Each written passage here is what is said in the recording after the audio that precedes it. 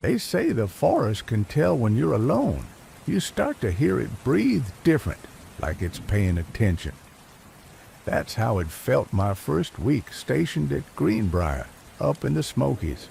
It was my first solo post, late September, just before the weather started to turn. I was 29, a seasonal ranger doing the usual off-season maintenance and documentation work. Mostly uneventful stuff, inspecting old routes, checking erosion reports, logging fallen trees. I'd been in tougher places before, but there was something about this district that felt older, heavier. My assignment that day was simple. Hike the old service trail they called Lantern Road and assess its condition before the storm rolled in. It hadn't been officially maintained since the late 80s, but the rangers kept it on paper. Once in a while, they'd send someone to make sure no poachers or squatters were using it. Rickson, my supervisor, gave me the key to the access gate and told me not to linger. "The system's moving in fast," he said. "Get your photos, mark the points, and head back by 4. I should have listened. Before I left, the caretaker, George, this wiry old man who handled cabin maintenance, stopped me outside the tool shed. "You're going up Lantern Road?" "Yeah," I said, zipping my jacket.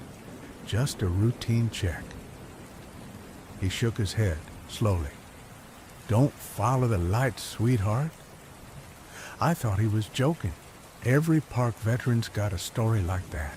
Some ghost trail, some local legend. But he didn't smile when he said it. The gate to Lantern Road sat half buried in moss, chains clinking faintly as the wind came through. Past it, the path dropped into dense undergrowth, darker than it should have been for late morning. The trees grew tight and low, branches knitted into each other so thick the sunlight barely made it down. I started the recorder on my phone. It's something I do out of habit, mostly to dictate notes while walking. "Trail entrance clear. Minor overgrowth, canopy coverage 80%, I said, voice sounding small in the air. About a mile in, I began to notice the quiet. No birds, no insects, not even wind. It was the kind of stillness that pressed on your ears until you started hearing your own pulse. Around noon, the light started to change, a hazy amber glow threading through the fog ahead of me.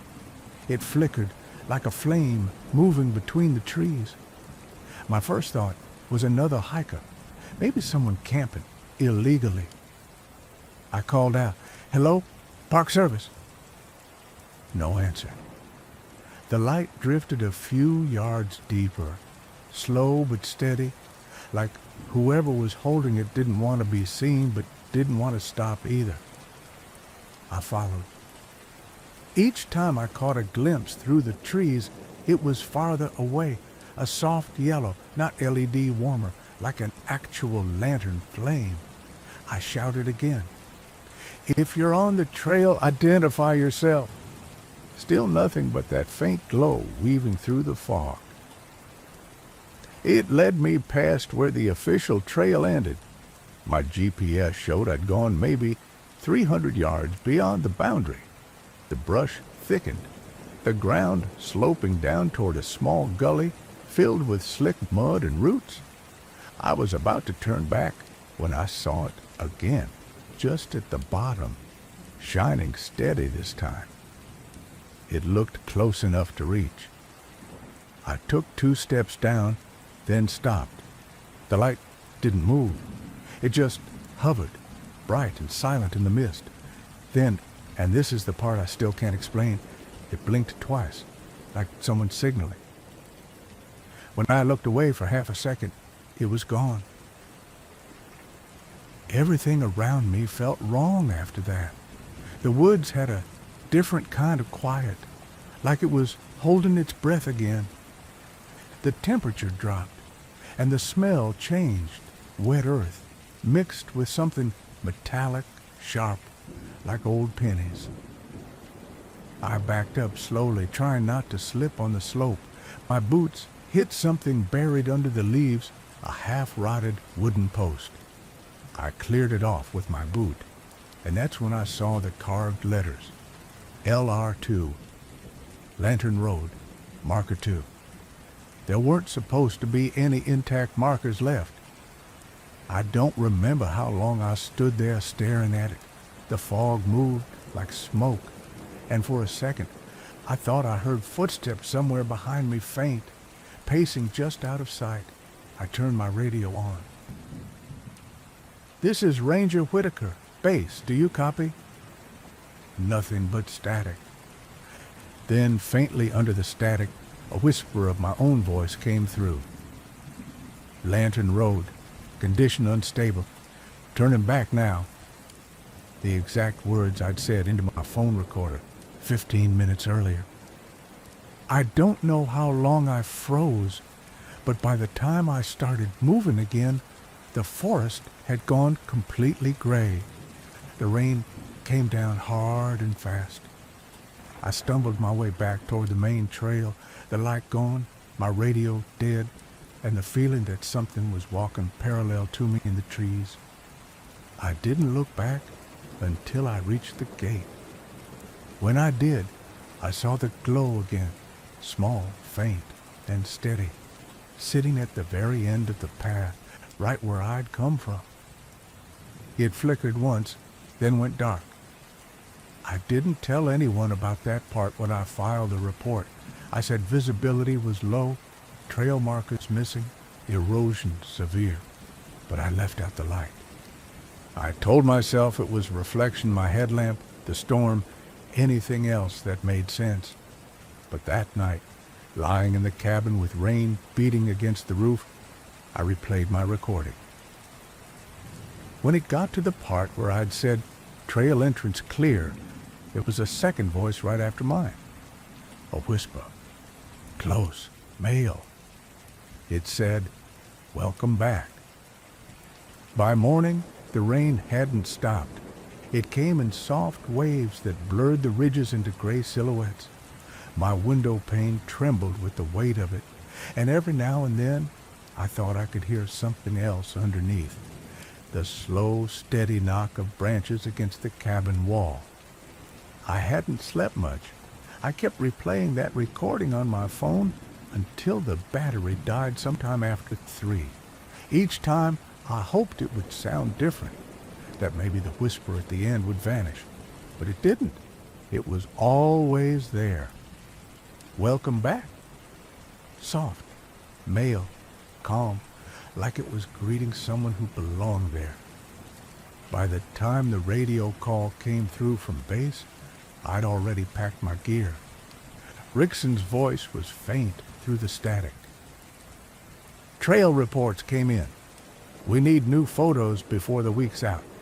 You think you can hit Lantern Road again before the next front moves in?"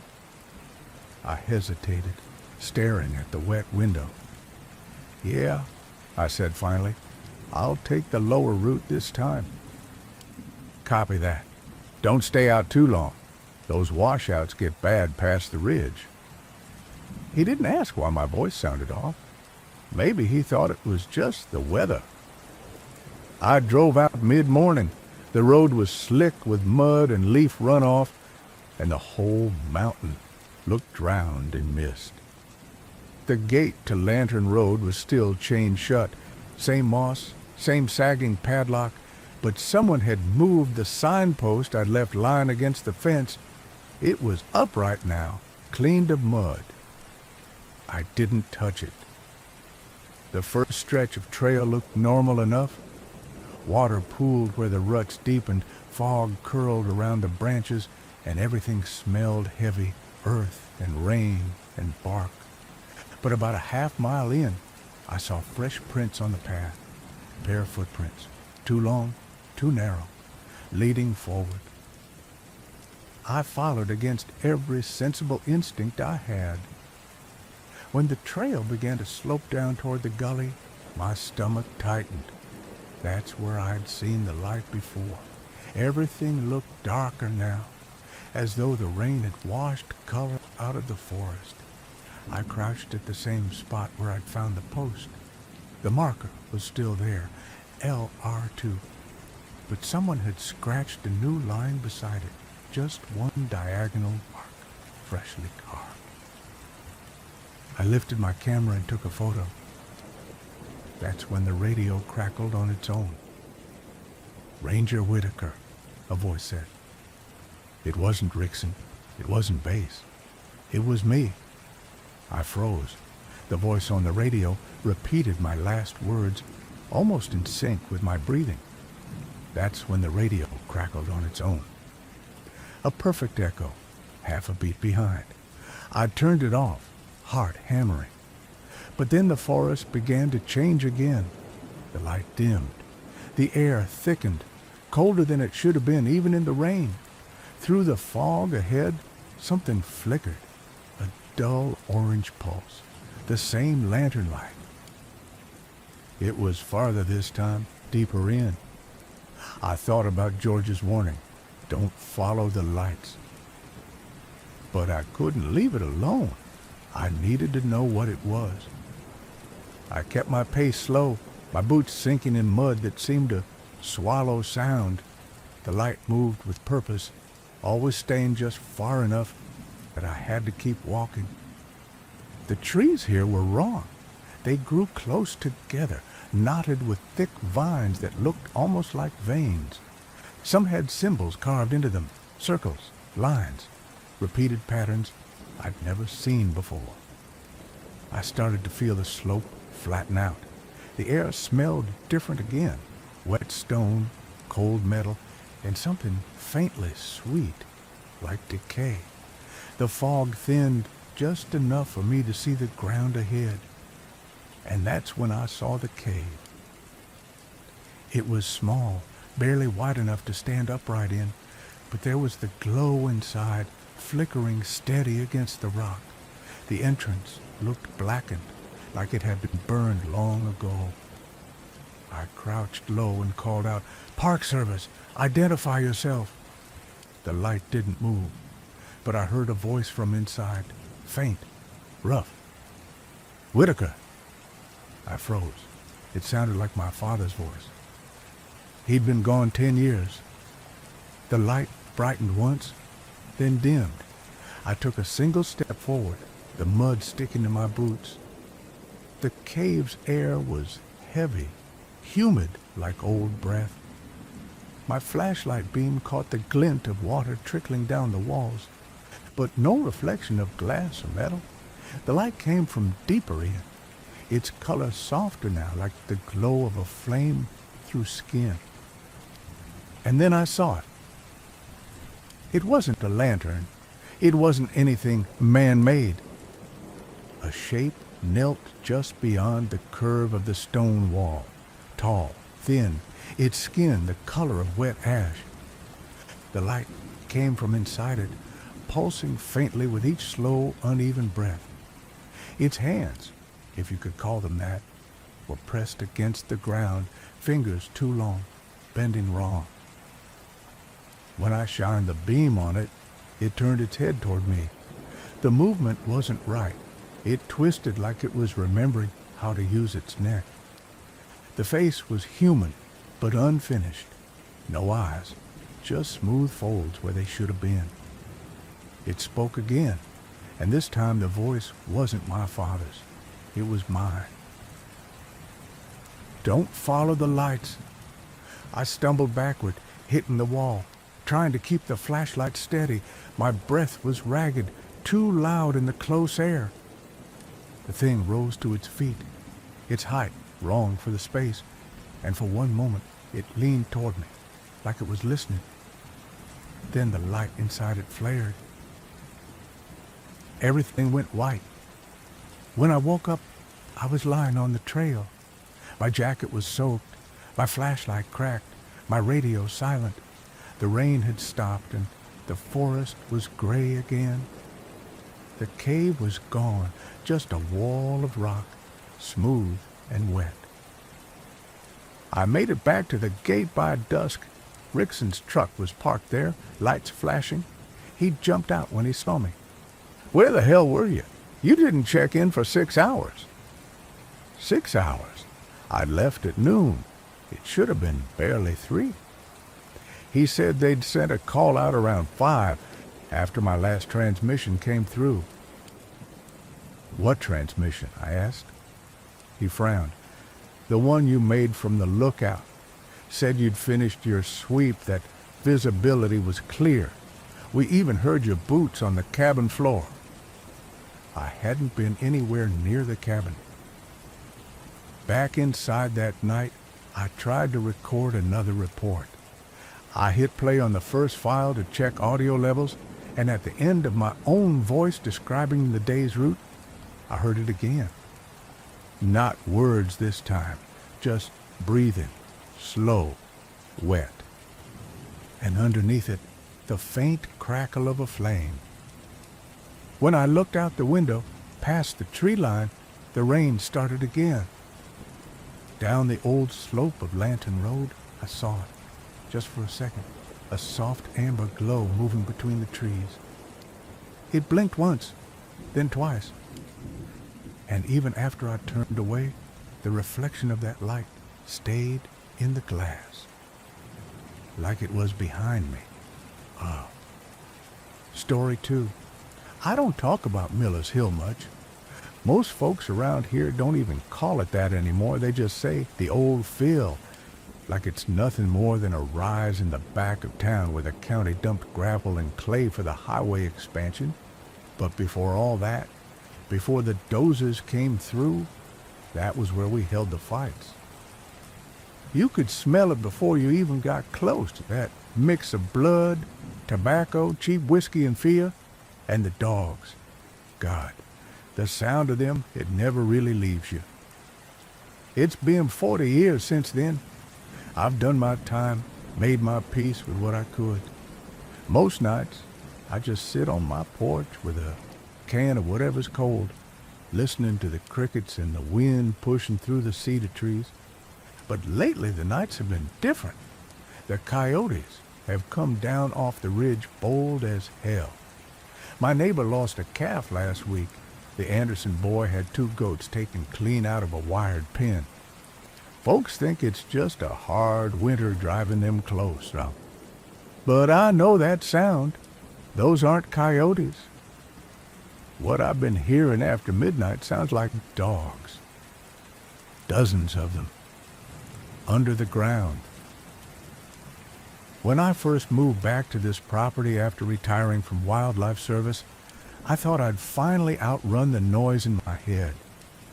I'd spent 35 years in the field, most of it alone, long nights in a truck, scanning tree lines with the spotlight, trying to keep poachers and drunks from turning the hills into a dump site. I figured solitude would feel familiar. But there's a difference between being alone and being left alone. The house sits 3 miles outside of Pine Hollow, just a leaning little ranch house I bought cheap after my wife passed. The road winds through old farmland, half of it abandoned, the other half leased to people who don't bother with fences. From the porch, I can see the low mound of Miller's Hill rising above the trees. It's smaller now, overgrown with switchgrass and kudzu, but you can still tell where it used to be flat, where the ring was. I worked wildlife then, too, part-time off-duty, and dumb enough to think I was helping. The men who ran the fights said it kept the town busy, kept the young ones fed. They paid good, too. I told myself those dogs didn't feel anything once it started. Told myself the ones we put down were better off. You can tell yourself a lot of things when you're young and mean. The first night I heard them was early March. It had been raining steady since dusk, that kind of thin mist that never really becomes a storm, but never quits either. I was half asleep in my chair when I caught it faint under the rain. A yelp, then another. It sounded distant, like maybe something had gotten trapped in a culvert down near the creek. I grabbed my light and stepped off the porch. The rain hissed on the grass, and the night smelled like iron and rot, the way it always does when the ground's thawing. The sound came again. Not a coyote, a dog. Short, sharp cries, 2 or 3 at a time, not high-pitched, not like a pup, deep-chested. The kind you hear when a dog's in a fight and doesn't know it's lost yet. I walked down the path to the fence line, shining the light across the pasture. Nothing moved. The cows were huddled by the shed, calm, but the sound kept coming not from the field, not from the woods, from the hill. It took me a second to realize what I was hearing. The ground wasn't just carrying noise.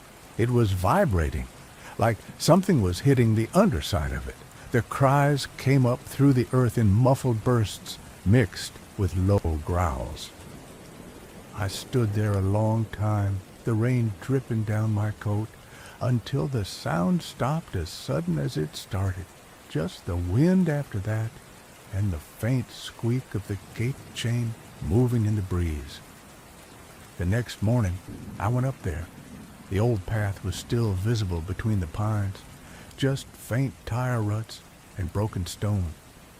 Halfway up, I saw the first hole small, maybe the width of a boot heel, sunk in the middle like the ground had collapsed under its own weight. Then another, and another.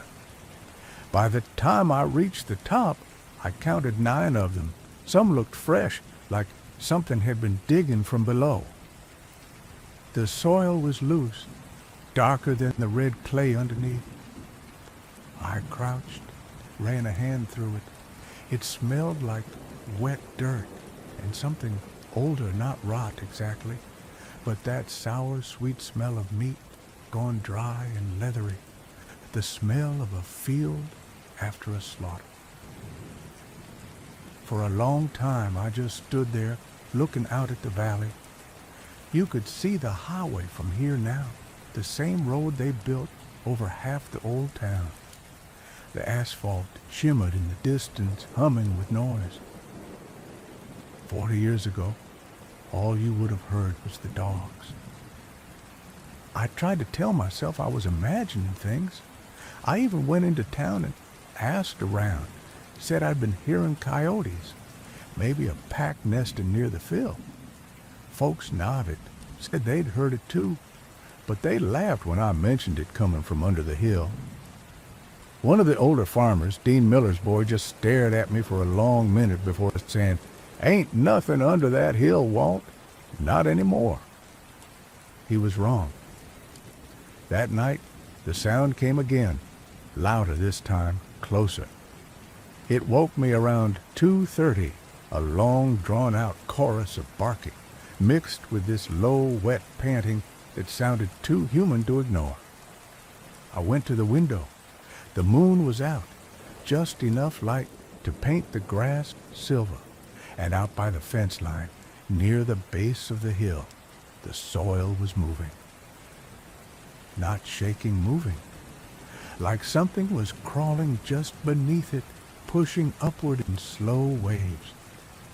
I grabbed the flashlight and stepped out onto the porch. My breath caught in my throat. Every few seconds, a paw broke through the dirt, pale, hairless, gone before I could focus the light. Then, silence. The wind came up from the valley, carrying a sound that didn't belong to any living thing.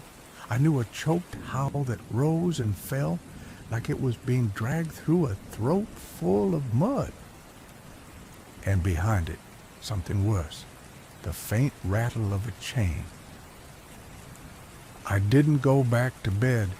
I sat up until dawn with the rifle across my lap and the porch light on.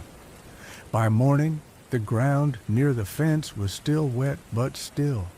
The holes were gone, smoothed over like someone had come through in the night and packed the dirt flat again.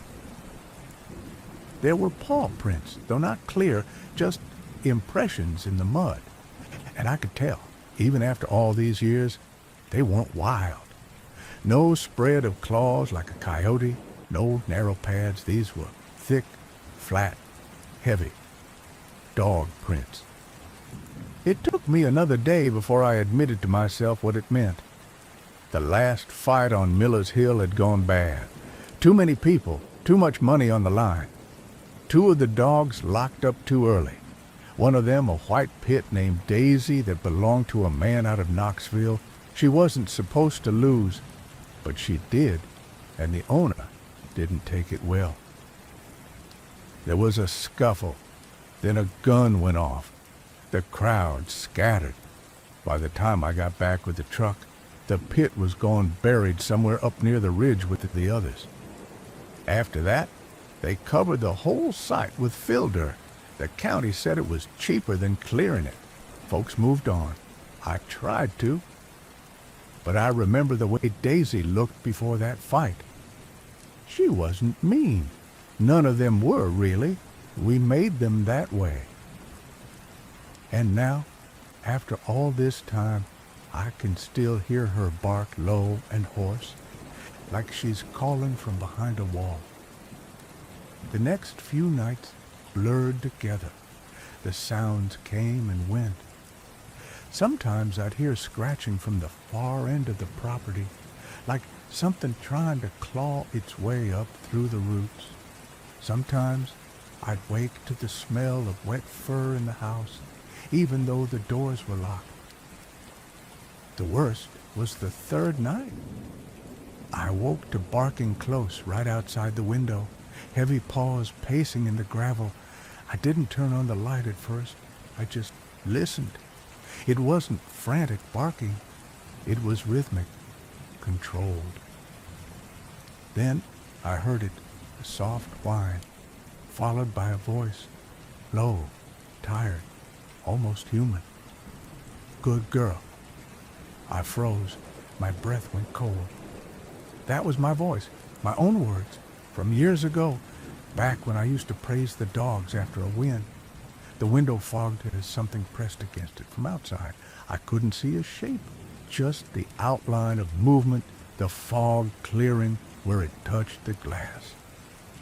I raised the rifle, aimed for the center, and whispered, "Go on now." The pressure lifted. Outside, the hills seemed to breathe. The soil expanded and sank again, a deep exhale rolling through the roots. Then, from far below, came a single long howl, low enough to make the window vibrate. After that, nothing. By sunrise, I was standing in the pasture, staring at Miller's Hill. The ground was still wet, but the air was calm. Birds were singing again. The world had gone back to pretending it was normal. I took the truck and drove to town. Told the sheriff what I'd heard. He looked at me like he wanted to believe but couldn't afford to. Said maybe it was foxes. Maybe the drainage pipe under the fill was collapsing. Maybe I should stop drinking at night. But he didn't come out to check. Nobody did. So I went back. That evening, I brought a shovel and the old field mic I used in wildlife service, the kind we used to record den calls. I planted it halfway up the hill, pressed the recorder to the dirt, and let it run through the night. When I played it back the next morning, the tape was full of static wind, distant thunder, a few faint animal noises. But around midnight, something changed. You could hear the dirt shifting, then, faintly, the sound of breathing. Dozens of them, in and out, slow, like a pack sleeping close together. And over that, faint but clear, came the sound of chains dragging. I buried the recorder that same day, didn't even finish listening. I don't need proof. I know what I heard. And tonight, the wind's coming down from the north again. The cows are restless. The air smells like rain and rust. I can already hear them out there beneath the hill, claws scratching, chains rattling, low whines turning to growls. I keep telling myself they're not angry, they're just remembering. The ground holds things, you know, not just bones and stones, but moments the worst of what we've done. And sometimes, when the night's quiet enough, it plays them back. That's what Miller's Hill is now. Not a burial site, not a haunt. A memory. One that still breathes. I didn't sleep after that last night. Not because I was afraid. Exactly, fear burns off after a certain age, but because I couldn't tell anymore if I was hearing them with my ears or my memory. The dogs didn't just make noise anymore. They were in the silence, in the hum of the fridge, in the creak of the porch boards when the wind came through. I'd sit real still and catch that faint rhythm under everything, that deep chest pull of breath in and out like the ground itself was alive. The thing about guilt is that it doesn't always come for you loud. Sometimes it's patient. Sometimes it waits until you've convinced yourself you're safe. That week, I tried to keep busy fixing the fence, mending the shed roof, feeding the calves earlier so I could get to bed before the noises started. It didn't help. Every night around 2, I'd wake to that same faint chorus under the floorboards, just enough to let me know they hadn't gone anywhere. Oh, and the smell was back. It started as damp earth, but by the 4th night, it was sharper copper and fur, like the inside of an old dog kennel that's never been cleaned. It lingered on my clothes even when I went into town. By Friday, I couldn't stand it. I drove up to the ridge and parked where the gravel meets the dirt. Miller's Hill looked smaller than I remembered, the grass yellowed from the cold, the trees bare except for a few clinging brown leaves. I'd brought the shovel again, a flashlight, and a roll of cloth. I told myself I was going to dig, not because I expected to find anything, but because I had to prove the noise was in my head. The air was still, no birds, no wind. Even the insects had gone quiet. I started digging near the middle where the ground had caved in before. The soil came up darker than it should have, rich and thick, full of stones that weren't stones, bone worn smooth with age. Every shovelful carried that smell stronger, not decay, but something like rusted blood and wet leather. I tried to breathe through my mouth, but it clung to me, thick and hot in the cold air. After the first foot or two, the shovel hit wood. It wasn't a coffin, too thin for that. More like old boards laid side by side. I cleared around them, pried one up with the shovel handle. Beneath it was a hollow space, black and silent. And then the noise. A low growl rose up from that dark, not from one throat, but many, layered over each other until it sounded like the earth itself was groaning. The flashlight flickered once, then went dead. I dropped the shovel and stepped back. My boots sank into the soft soil. The growl turned into something else, a series of whines, yelps, panting, the sound of dogs circling, invisible somewhere just beneath my feet. Then I heard it again, my voice. Good girl. Hold him. Let him go. Each phrase came from a different place, a different depth, like echoes trapped under the dirt. The voices weren't loud, but they were clear enough to make my stomach turn. That's when I realized what I was standing on. This wasn't just a burial pit. It was the ring itself.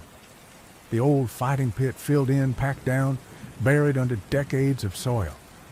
The place where I'd stood so many nights, calling the fights, shouting commands to dogs who never had a choice.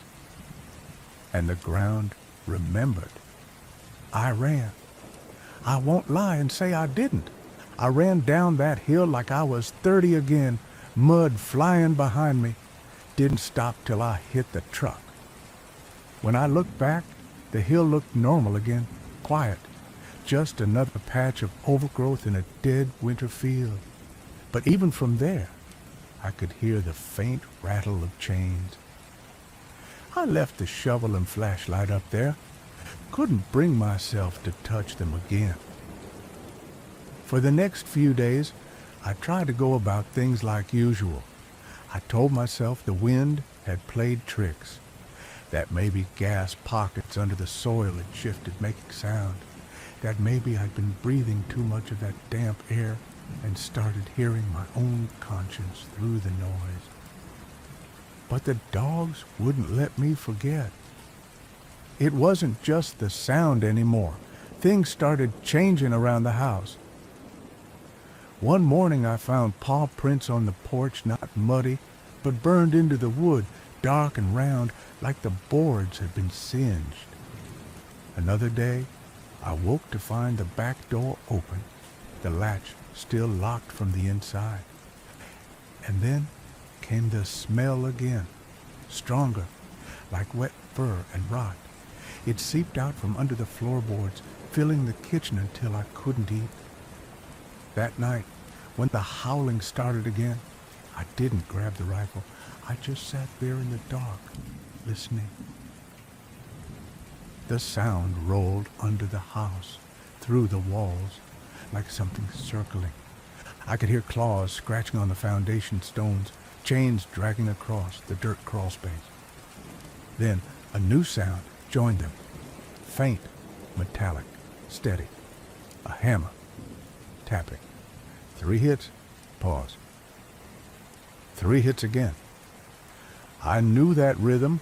I'd used it myself long ago when we built the gates for the fighting pens. I whispered, "I'm sorry," though I don't know who I was talking to, the dogs, the men, or myself. The hammering stopped. For a long time there was silence. Then a low, heavy breathing filled the room, not from outside, but right behind me. When I turned, the chair beside the window was wet. The cushion was soaked through, like someone dripping from rain had been sitting there for hours. The next day, I found the first bones. Not in the field, not in the hill in my shed. They were laid out on the workbench in neat lines. 5 femurs, small, white, too clean to have come from anything recently dead. Each one had a rusted chain link looped through a drilled hole. I didn't touch them. I couldn't. I just stood there, staring, the world shrinking down to the smell of old metal and dust. Then I heard a faint growl from under the bench, low, warning. When I crouched down, there was nothing there but sawdust. I backed out and locked the shed, haven't opened it since. By then, the noise under the hill had changed. It wasn't just howling anymore. It was rhythm of pulse, a heartbeat deep in the ground. It would start near dusk, a faint thump-thump, steady as breath. Then, around midnight, the barking began again, closer each time. And in between the voices, not mine this time, but others, men's voices, drunk laughter, cheers, shouts of bets. I recognized them.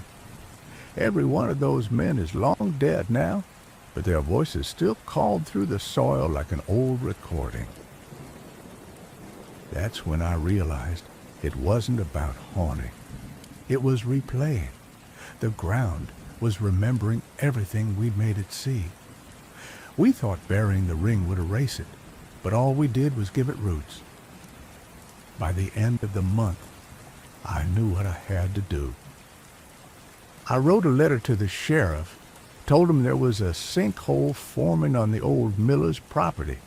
that he should have it marked off before someone got hurt. I didn't mention the dogs, didn't mention the sounds or the smell, just the sinkhole. Then I packed a bag, took one last beer from the fridge, and headed out at dusk. The sky was red behind the ridge, fading to black fast. The hill waited in the half-light, quiet. I parked at the base, took the lantern from the truck, and started up the old path. My knees complained the whole way. When I reached the top, the air was heavy, not hot, just dense, like the whole place was holding its breath. The ground under my boots felt soft again, like the filled dirt was ready to cave. I set the lantern down and looked out across the valley. The highway lights twinkled faint in the distance.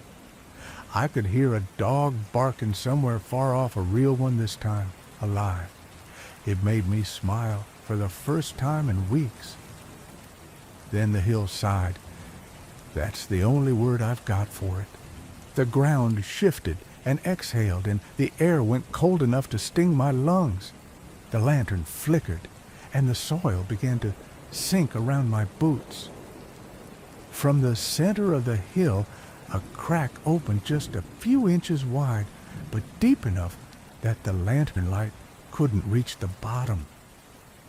And from that crack came the sound of chains. Slow, dragging, getting closer. The ground under me trembled, and the air filled with the smell of dirt and blood and wet fur. The growling rose, then the barking, hundreds of them now, circling me all below the surface. I dropped to my knees and pressed my hands to the ground. I know, I said. I know what we did. I know it was wrong. The barking stopped.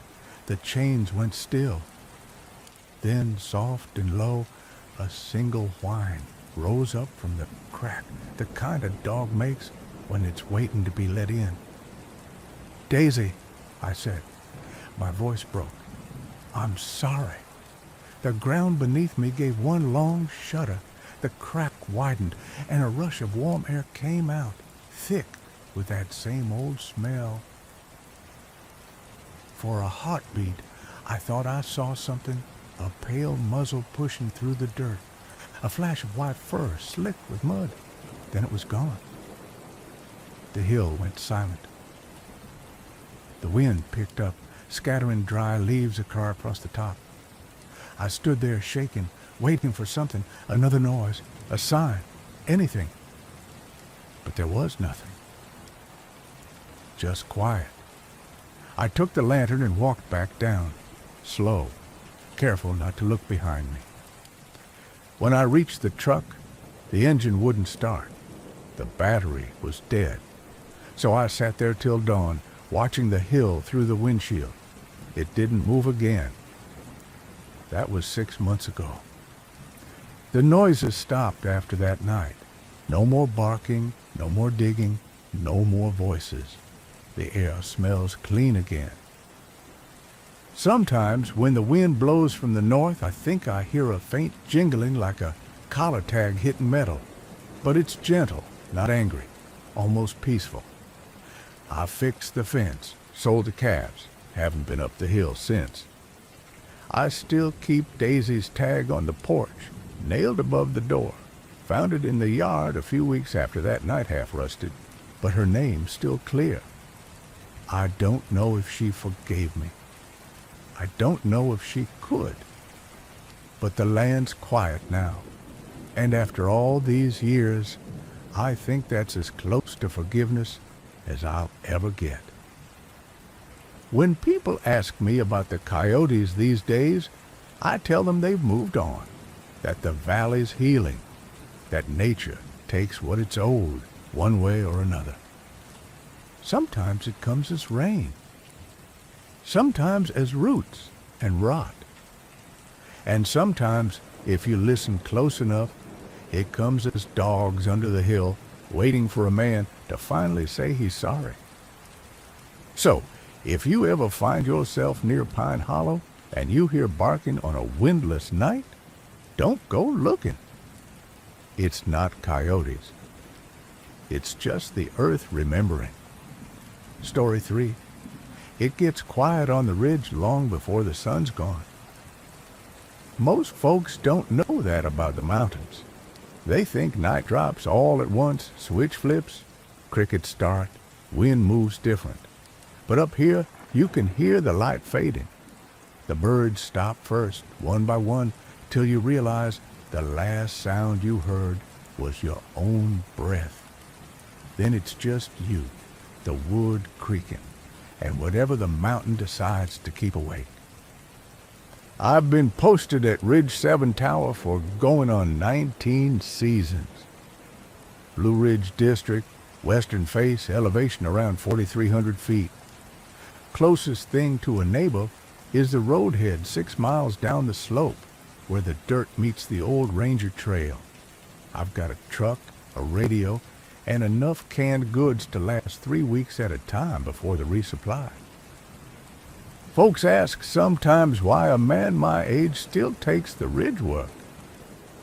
Truth is, silence is easier than people. Always has been. That night started like any other. Temperature had dropped since dusk.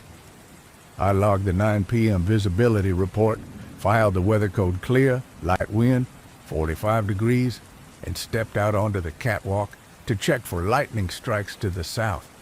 Just fog. The kind that hangs low and still, thick enough to muffle your own boots. Below me, the forest spread like a black sea, ridge after ridge fading into gray nothing. My tower sits high enough to see over the first 3 valleys, but when the mist settles in, all that distance turns to white. You start feeling like you're floating in it. I was on my second cup of coffee when the radio cracked. Not the normal kind of crackle, not static or cross-chatter from another post, but sharp, like a voice breaking through. Then I heard it. A man's voice, quiet but close. Station 4. This is Ridge 7. Do you copy? I froze, coffee halfway to my mouth. That was my call sign.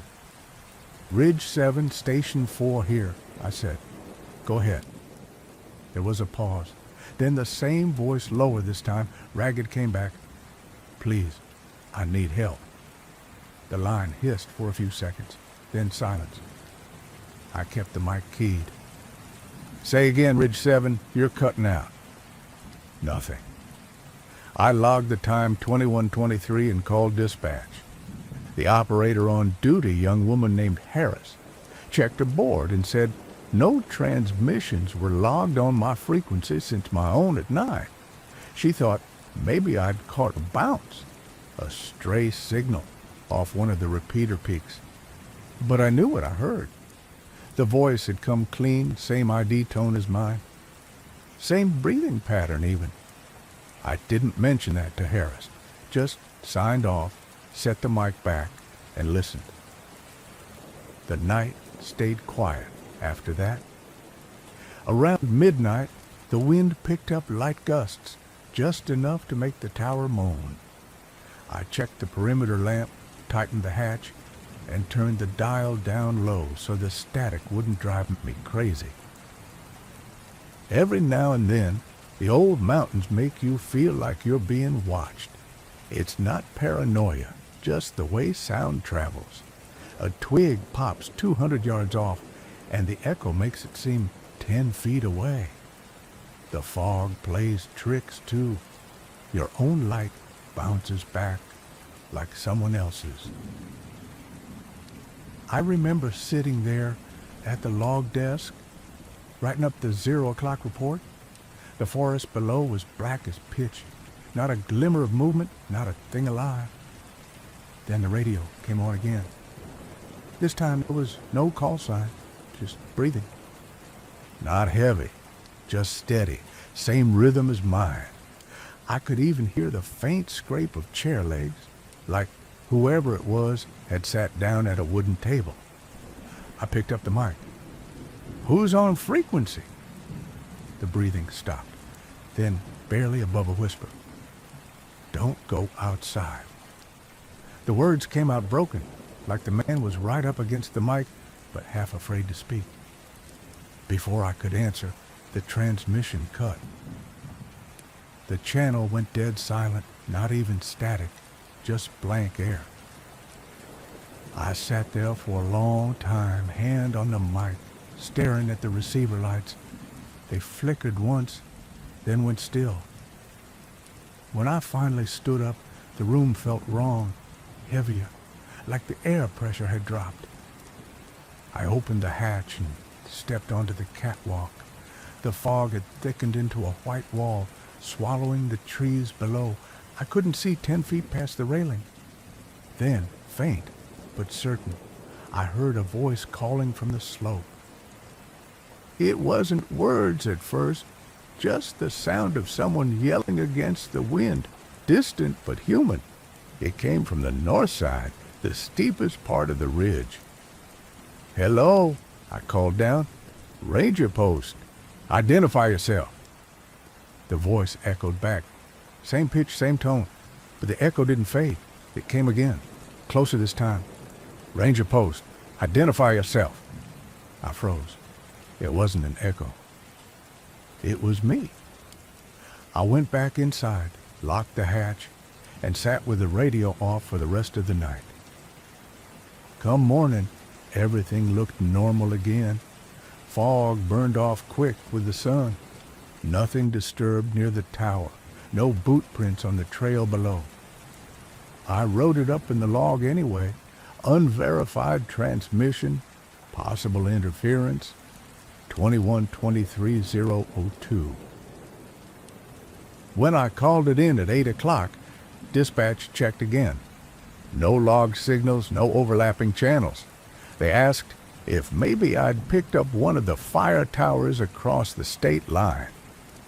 I said maybe, but I didn't believe it. That evening, I drove down to the ranger station for the week's mail and supplies. Barrett, the district tech, was there replacing an antenna relay. He's younger, talkative, the kind of man who needs noise around him to stay sane. When I told him about the transmission, he laughed. "You probably caught a bleed from that private band up in Haywood County. Old repeater junk out there, ghosts of transmissions bounce around for years." I said it didn't sound like static. He shrugged. "Sometimes you catch your own voice too. Signal reflection. Old towers can do that when humidity's right." I didn't argue, but that didn't explain the voice calling from the woods. That night, the fog rolled in again, thicker than I'd ever seen. Visibility dropped to maybe 20 feet. Even the tower's beacon reflected back off it like headlights in a mirror. I tried not to think about the radio.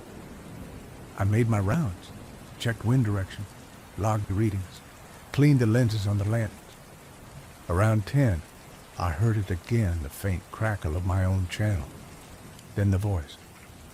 "This is Ridge 7. I can see you. Don't move." The tone was mine, same slow drawl, same rasp in the throat, but the words weren't ones I'd say. I keyed the mic. "Identify yourself. This frequency is restricted to Forest Service personnel." Silence. Then, faintly, "You're not supposed to be here." The transmission died. For a long while, I didn't breathe. I just sat there, staring at the radio, waiting for it to speak again.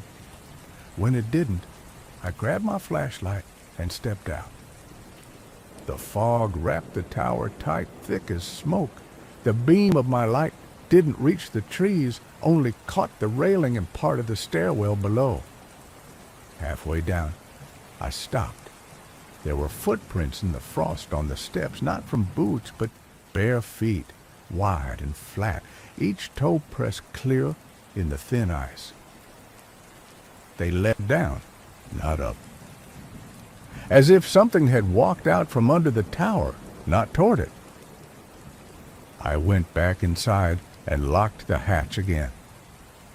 At dawn, the fog cleared. The footprints were gone. But when I checked the call log, I found a new entry. Time, 2241. Frequency, mine. Transmission origin, Ridge 7. Only one problem, I hadn't made a call. I radioed dispatch. Harris checked the server and confirmed yes. There had been a ping from my station, a single phrase before cutoff. She read it aloud. Stay where you are. I didn't remember saying it. I started keeping the radio off after that, except for the scheduled checks. I couldn't stand hearing my own voice played back wrong. Nights got longer, colder. The silence started to hum a low vibration through the metal floor, steady, like a pulse. Some nights it synced with my breathing, other nights it felt offbeat, like two hearts trying to match each other and failing. The mountain started feeling crowded, not by people, but by versions of silence layers of it, each with its own temperature, its own rhythm. Once, near 3 a.m., I swore I saw light moving through the fog below, not a car, not lightning, just a faint orange glow drifting between trees. I watched it for a while, thinking maybe it was a camper's lantern. Then I realized it was tracing the same line as my access road, slowly climbing toward me. Oh, when I blinked, it was gone. The worst came 2 nights later. The storm had broken by then, thunder echoing off the ridges, rain hammering the roof. The tower shook with every gust. Somewhere between lightning strikes, the radio clicked on. I didn't touch it. The speaker hissed. Then a voice mine again, quieter, wet with static. You're not going to like what's coming up the stairs. I turned toward the door. Lightning flashed through the fog, bright enough to light the stairwell. For half a second, I saw something there, a shape, just tall enough to reach the first landing. Not human exactly, but standing upright. Its outline flickered in the rain light, and behind it, I swear I saw myself younger, dry, calm, looking up. The flash faded. The stairs were empty. The radio clicked off. I didn't sleep till daylight. Didn't leave the tower either. By morning, the sun had burned off the storm, and the forest looked normal again, alive, green, indifferent. But when I checked the logbook, something new was written on the open page. Not my handwriting, though it looked close. You made the call. I don't remember writing it. I don't remember sleeping. But I remember the sound the radio made hours later when I picked it up again, a faint click, a breath. And then my own voice, clear as day, saying, Ridge 7, this is Ridge 7. Do you copy? I didn't sleep much that night. Kept the lamp on till morning and listened to the storm brush itself out over the ridge. When dawn came, it wasn't golden, just a gray smudge over the trees, fog in the hollow like smoke. The kind that sits heavy, doesn't move for hours. I made coffee, burnt it, and sat by the window trying not to look at the radio. I told myself I'd imagined it, static, thunder, wind, bouncing sound in strange ways. I'd been up too long, ears tired, but even as I thought it, I could hear that voice in my head, mine, only thinner. Same phrasing, same rasp from years of cigarettes. You don't forget how you sound when you've been listening to your own reports for decades. By noon, the fog was thick enough to make the trees look like ghosts of themselves. I hiked the small trail behind the tower, the one that curves toward the overlook, trying to shake off the unease. The ground was slick, soft with rain. Every now and then I'd catch a flicker through the mist sunlight, I thought. But there wasn't any. That night, the radio came alive again. It started at 10:47 p.m. I know because I'd written the time down the night before, after the first transmission. I wanted to see if it would happen again. Same time. It didn't. It was a few minutes earlier. The voice came in clean, clearer than last time. "Base, this is Tower 3. Come in, please." The exact same tone, down to the hesitation in the middle of the sentence, my tone. "Tower 3, this is Base," I said, calm as I could. "Who's calling?" There was a long pause, then a soft, static hiss, like breathing. Then, "You're not supposed to answer this." I froze, didn't even reach for the logbook. Static followed, long and drawn out. I thought maybe I'd imagined it again. Then the voice came back, distant, fading in and out. "Storm's coming in. Can't see the ridge anymore. I think I'm off the map." I pressed the mic. "Identify yourself." "This is Tower 3 Operator Hayes." Nothing. Just a faint hum, not static, but low, like wind through wood. Then it all went dead. I checked the transmitter logs again at dawn. No transmission received, no frequency change. The radio hadn't recorded a damn thing. I drove down to base 2 days later for supplies. I didn't mention it to anyone, not because I didn't want to, because I knew what I'd hear. "You're just tired, Hayes. Weather plays tricks up there. Sound bounces. You know how it is." And they'd be right, in a way. The mountains have their own rules. You can hear a man chopping wood 4 miles away and nothing from 50 feet. I've heard dogs barking from across 2 ridges that didn't exist on a map anymore. The sound of these places doesn't move straight. It curves, bends, folds. But the voice I heard wasn't bent. It was mine. 3 nights later, I caught sight of light down in the valley, a moving beam, like someone walking with a lantern, slow and steady. Too far for a hiker. The Forest Service had closed that section off after a rock slide last spring. I watched it for an hour. The light would vanish behind trees, then come back in another spot, always the same distance from the tower. Never closer, never farther. That night, I dreamt I was sitting at the console, listening to the radio hum. Only the tower didn't look right. The walls were the same, but the windows showed no trees, just fog, thick and dark, moving slow like water. And in that fog, there was someone standing, same shape as me, same flannel, same posture.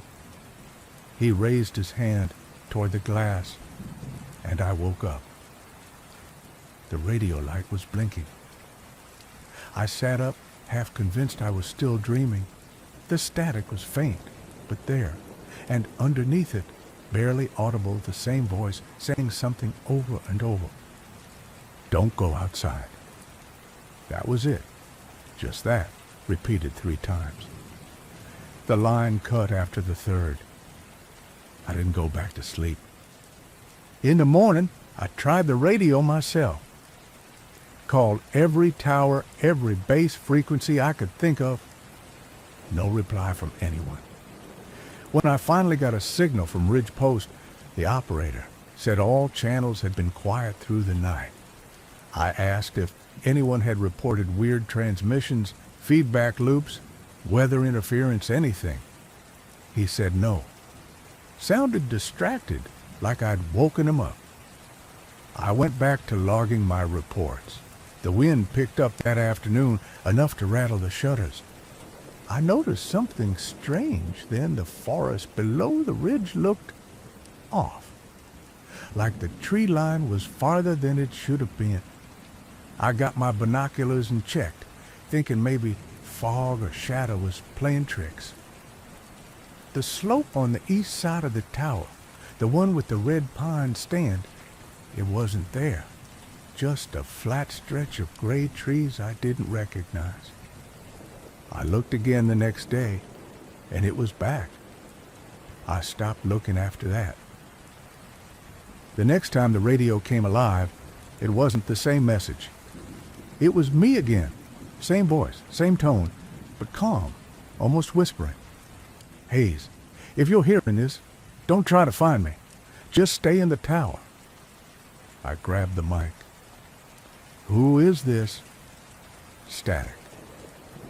You won't know which night it is anymore. That line stayed in my head long after the radio went silent. I didn't understand it, not then, but I do now.